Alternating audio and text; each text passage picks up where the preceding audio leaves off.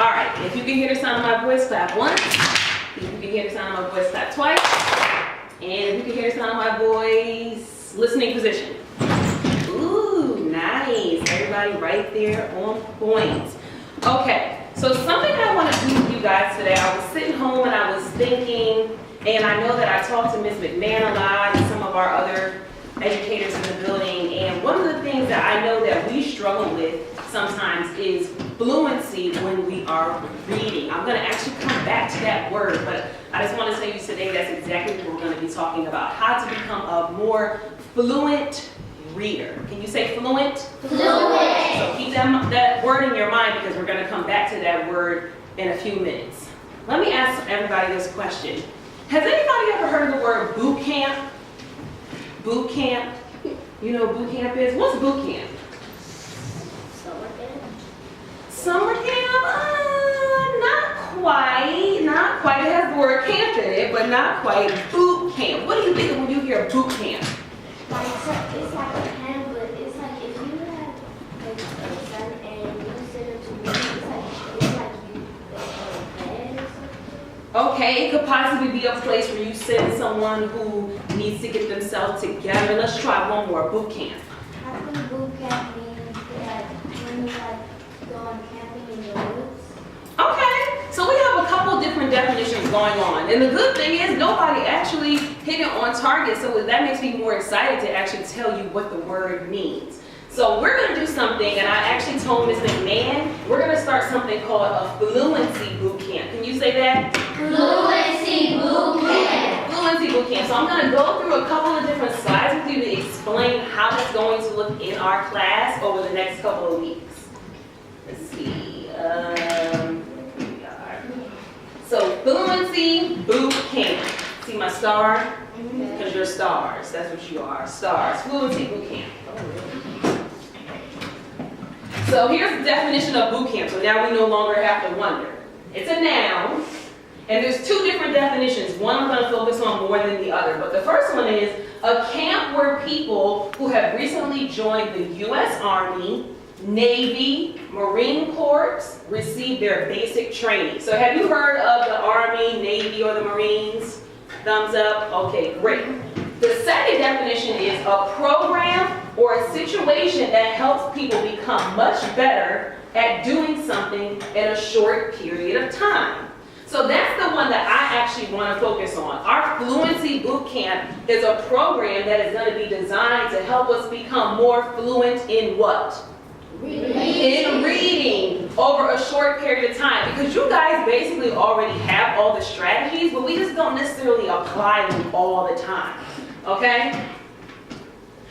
So here's the definition of fluency. Remember I told you I was going to come back to that word. What's the word? Fluency. Okay. Fluency is the ability to read smoothly and automatically with expression and attention to punctuation.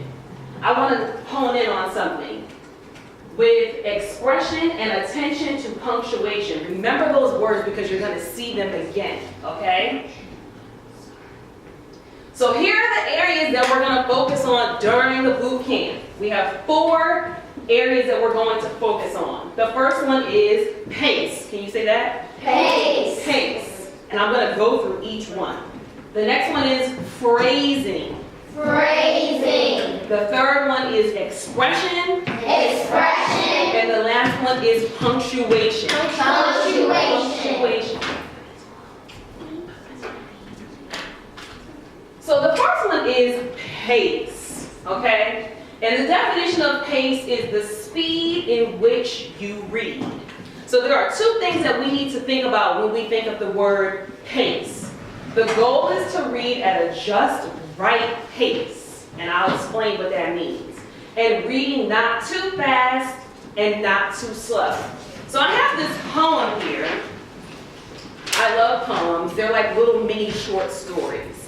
And so I'm going to give you an example of pace with my poem. I'm going to give you the first example and then the second, and you tell me which one sounds better in my reading of pace, okay? Listen, this is 1. Last night I had the sneezes. I was really very ill. That was 1. 2. Last night I had the sneezes. I was really very ill. Which one sounds better, 1 or 2? 2. 2. Why does 2 sound better? Because it's faster and you know how readers read with a sense of attitude, like excitement and stuff like that? Well, that was good because you were reading fluently and you had this regular, normal attitude. And I had a good pace. Okay, very good. So the next one is phrasing. Phrasing. That means chunking the words together into meaningful phrases. Reading in phrases and not reading words one word at a time. So here's example number 1. I'm going to do it 2 different ways. You can tell me which one sounds better in terms of phrasing. At 8 o'clock, I went to bed. My mom turned out the light. That's 1. Ready for 2? Yeah. At 8 o'clock, I went to bed. My mom turned out the light. Which one is better, 1 or 2? 1. 1. Why is 1 better? Because the second one, when you was reading it, you was making a pause in every sentence. I was making a pause at every sentence, right? I almost sounded like a Robot. Like a robot, right? And that's not good because it makes it hard for you as the reader and for someone listening to you. Do you want to listen to somebody reading a story to you like that? No. No, not at all. Okay, so phrasing. The next one is expression, okay? Expression, reading with feeling in your voice, very similar to what he had just shared with us. So there's a couple of little points to go along with. Changing your voice to match your character, reading like you would speak and not like a robot, and moving your voice up and down, okay? So I kind of already did the example of the robot, so I just want you to listen to me read with expression, and then I'm going to read without expression so you can hear the difference. I sneezed my brains out in my bed. I didn't get much rest. So the reason, teacher, that I flunked the test. That's 1. 2. I sneezed my brain out in the bed. I didn't get much rest. So that's the reason, teacher, that I flunked the spelling test. Which one had expression, 1 or 2? Michael? 1, right? Why 1? Because in the first one you was your voice was acting like the characters, and in the second one you just saying it in a regular voice. I mean, not saying talking. Right, I was just talking in a regular, boring voice. Did I seem like I was excited to read the story? No. Did I put myself in the character's body? No, you want to pretend that you're the actual character. That helps you to recall the story even better and comprehend exactly what's going on. And if you're reading to someone, it helps them to actually imagine the story in their head. Okay? The last one is punctuation. Now this one is very, very important. You may not think that it's as important as the others, but it really honestly is, and I'm going to explain to you why. So punctuation, reading with attention to punction, stopping at periods. Attention to punctuation, stopping at periods.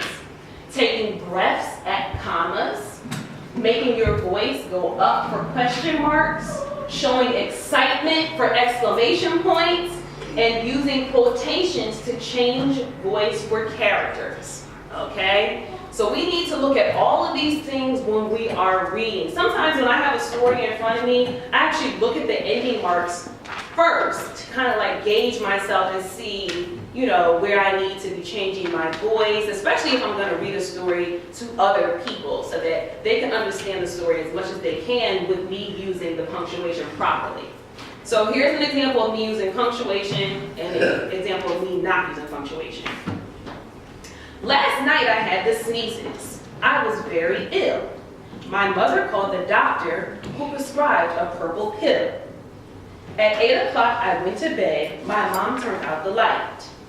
I used up one whole box of Kleenex, sneezing through the night. That's 1. 2.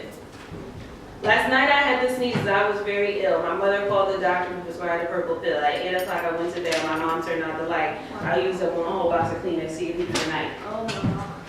Which one did I use the punctuation improperly? 1 or 2? 1. 1. What was I doing?